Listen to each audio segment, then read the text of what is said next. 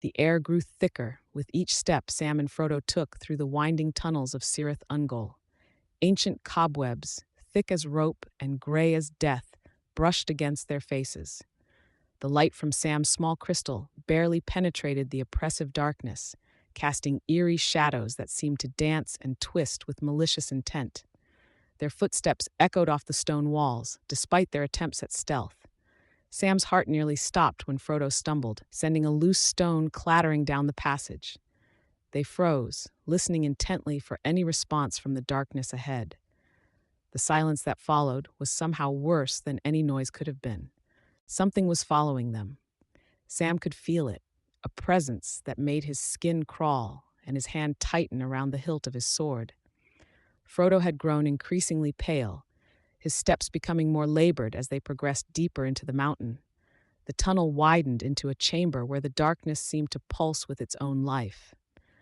Gollum, who had been suspiciously quiet, suddenly became agitated, muttering and wringing his hands. That's when they saw them. Dozens of eyes reflecting their light from the shadows, some as large as dinner plates.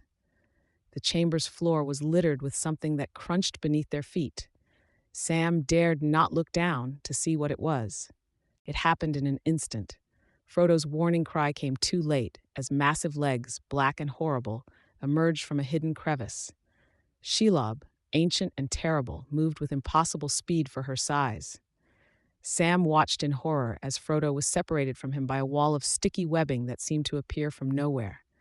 Through gaps in the web, he could see his friend backing away from the monstrous spider, Sting glowing faintly blue in his trembling hands.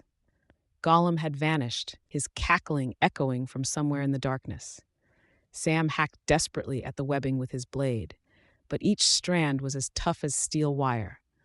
The chamber filled with a horrible clicking sound as Shelob advanced on Frodo, her massive form blocking out what little light remained. Sam's desperate shouts echoed uselessly off the stone walls as he watched the shadow of the monster rear up over his trapped friend. In the golden light of early morning, Aragorn stood before the assembled leaders in the great pavilion.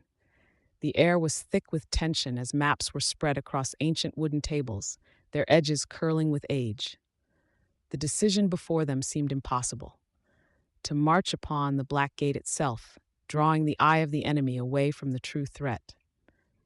Gandalf's white robes caught the morning light as he spoke of hope and sacrifice, while Eomer's hand rested heavy upon his sword hilt.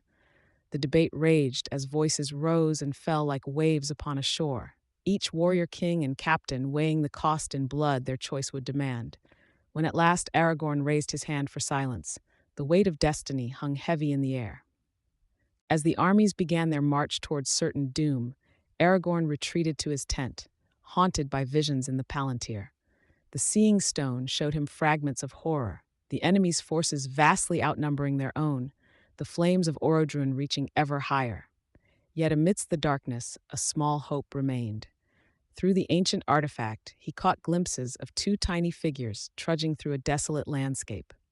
The knowledge that Frodo and Sam still lived had to be enough. When Legolas entered bearing news of troop movements, he found his friend with hands pressed against the covered sphere, shoulders bearing the weight of 1,000 years of waiting. The night before their final march, Aragorn summoned his closest companions. In the flickering lamplight, he removed the ancient crown of Gondor from its wrappings. Gandalf's eyes gleamed with memory as he recounted tales of the kings of old, while Gimli offered to adjust the fitting with his dwarven craft. Yet it was Legolas who saw the truth in his friend's troubled gaze.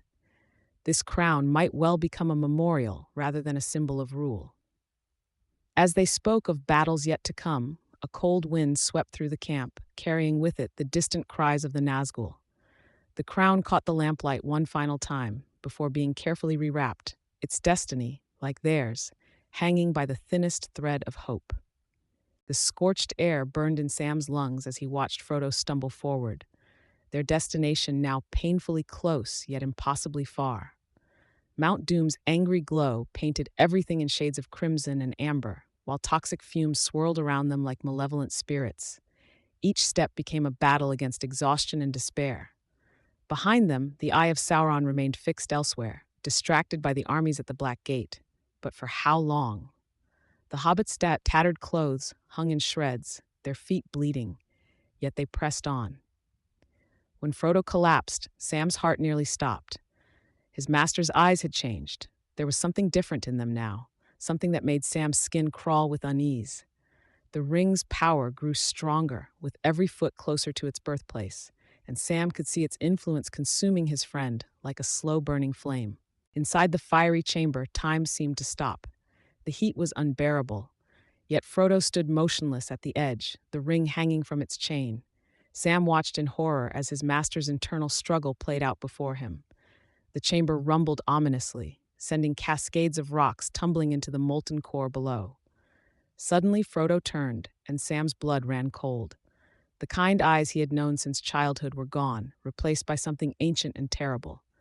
"The ring is mine," Frodo declared, his voice carrying an otherworldly resonance that echoed off the chamber walls. Before Sam could react, a dark figure burst from the shadows, its intentions unclear but desperate. The struggle that ensued was swift and violent. Gollum, driven by centuries of obsession, grappled with Frodo at the precipice. Sam watched helplessly as the two figures wrestled dangerously close to the edge, the ring between them like a malevolent star. The chamber's heat intensified, as if the very mountain was holding its breath. A bite, a scream, a moment of terrible clarity, and then everything changed. The ring's power, which had dominated so many lives for so long, hung suspended for one eternal moment above the fires. Time seemed to slow as Sam watched the golden band descend, carrying with it the fate of Middle-earth. But something was wrong. The mountain's reaction was immediate and catastrophic, and as the chamber began to collapse around them, Sam realized with growing dread that their victory might also be their tomb. In the Houses of Healing, amidst the lingering scent of athelas and morning dew, Aragorn worked tirelessly. His hands moved from one wounded soldier to another, each touch bringing life back to fading eyes. The victory had come at a devastating cost. Éowyn, still pale but recovering, watched from her window as more wounded arrived. The streets below echoed with both celebration and mourning, an unsettling symphony of joy and grief. Meanwhile, Faramir found himself drawn to the golden-haired shield maiden, their shared recovery creating an unexpected bond. As dawn broke over the White City, its walls still bearing the scars of battle, a messenger arrived with urgent news from the east. Not all shadows had been vanquished. Far to the east, Frodo and Sam lay in a deep sleep within the Eagle's eyrie, their faces peaceful for the first time in months. Gandalf sat between them, his white robes glowing in the dim light, pondering the price of their triumph. The ring was destroyed, yet its absence left an unexpected void, a hollow feeling that even the wisest couldn't fully comprehend. In the halls below, Merry and Pippin shared tales of their adventures with the gathered warriors, but their eyes often strayed to their sleeping friends. The question hung heavy in the air. Had they truly won, or had they merely postponed a darkness that would take another form? The great hall of Minas Tirith buzzed with preparation for Aragorn's coronation. Yet in quiet corners, companions gathered to count the cost of their victory. Legolas and Gimli spoke in hushed tones of the fallen at Helm's Deep and Pelennor Fields, their friendship deepened by shared grief. The hobbits, reunited at last, found their joy tempered by the knowledge that their beloved Shire lay far away, its fate unknown. As evening fell, Gandalf gathered them all in a secluded garden. There, beneath the stars, he spoke of things to come, of healing and renewal, but also of partings that would test their hearts anew. The victory was complete, but its price would echo through the ages to come. As dawn painted the eastern sky in hues of amber and rose, the company departed from Minas Tirith. The white stones of the city gleamed behind them like a farewell beacon. Frodo rode quietly beside Sam, their ponies' hooves creating a gentle rhythm on the ancient road. The weight of their experiences hung about them like invisible cloaks, yet the morning air carried whispers of hope. Gandalf led their procession, his white robes catching the early light, while Aragorn and Arwen followed, their presence lending grace to the solemn departure. As they crossed the fields of Pelennor, now healing from the scars of battle, butterflies danced around them, nature's own celebration of peace restored. Their path led them through Lothlorien, where golden leaves still danced in ethereal light. The forest seemed to hold its breath, knowing these might be the last moments it would host such a gathering. Lady Galadriel's farewell feast unfolded beneath the Malorn trees, where silver lanterns swayed like captured stars. Yet even amidst the celebration, Frodo noticed shadows deepening in the lady's eyes, and Elrond's gaze often turned westward. The night air filled with elvish songs of both joy and lament, weaving a tapestry of emotions that would haunt their memories forever. As they prepared to depart, Sam discovered a small golden seed in his pocket, a gift that would change the Shire in ways he couldn't yet imagine. The closer they drew to home, the more the landscape transformed from the extraordinary back to the familiar. Yet Merry and Pippin rode tall now, their armor glinting in the sunlight, changed by their adventures, but carrying their old cheer. When they crossed the Brandywine Bridge, something stirred in Frodo's heart, a mixture of joy and melancholy that he couldn't quite name. Sam watched him carefully, noting how his master's hand often strayed to the white gem at his throat. The setting sun cast long shadows before them, and in the distance, the first lights of Hobbiton began to twinkle like earthbound stars. But as they crested the final hill, they halted in shock. Something was different about the Shire. Smoke rose from unexpected places, and unfamiliar voices carried on the evening wind. The homecoming they had imagined was about to take an unexpected turn. The white stones of Minas Tirith gleamed like pearls in the morning sun, their surfaces scrubbed clean of the battle's remnants.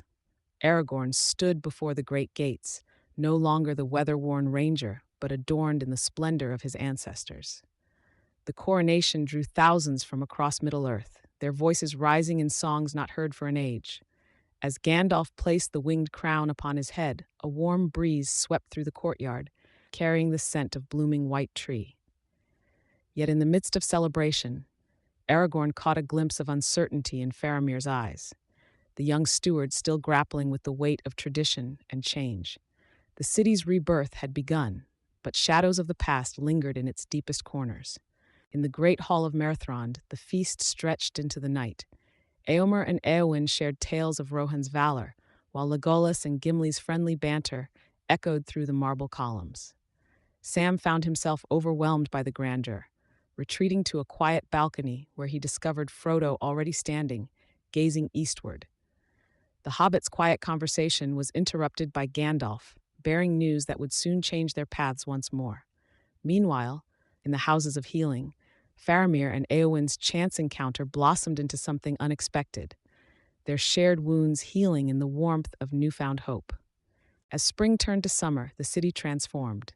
The markets bustled once more, children played in streets that once ran with blood, and the sound of hammers rang out as craftsmen restored ancient beauty to crumbling walls. Aragorn's daily counsels brought change and hope, though not without resistance from those clinging to old ways. When word arrived of stirring darkness in the far east, he kept the news close, sharing it only with his most trusted advisors. The kingdom was healing, but peace remained delicate as gossamer. In the gardens, Arwen planted seeds from Lothlorien, whispering elvish blessings into the soil. That evening, as the sun set behind Mount Mindolluin, strange lights were seen in the northern sky, and the air hummed with ancient magic. Golden leaves danced in the gentle breeze as the remaining members of the Fellowship gathered in the courtyard of Minas Tirith. Aragorn stood silently, his silver crown catching the last rays of the setting sun, while Arwen's delicate hand rested upon his shoulder. The hobbits, still adjusting to their newfound fame, watched as servants prepared the horses for their long journey home. But there was something different in the air, a bittersweet melody that seemed to whisper through the white stones of the city. Gandalf, now radiant in his pure white robes, shared knowing glances with Galadriel, who had arrived mysteriously the night before. The time of change was upon them, though few yet understood its full meaning. The journey to the Havens was filled with songs and tales, yet each mile brought them closer to an inevitable parting. Sam noticed Frodo growing more distant with each passing day, his eyes fixed on the western horizon. The elven songs that echoed through the forests seemed to carry a weight of thousands of years, each note a memory soon to fade from Middle-earth. When they reached the harbor, The sight of the gray ship waiting in the mist made Sam's heart skip a beat. Its elegant curves and silver sails seemed to belong to another world entirely.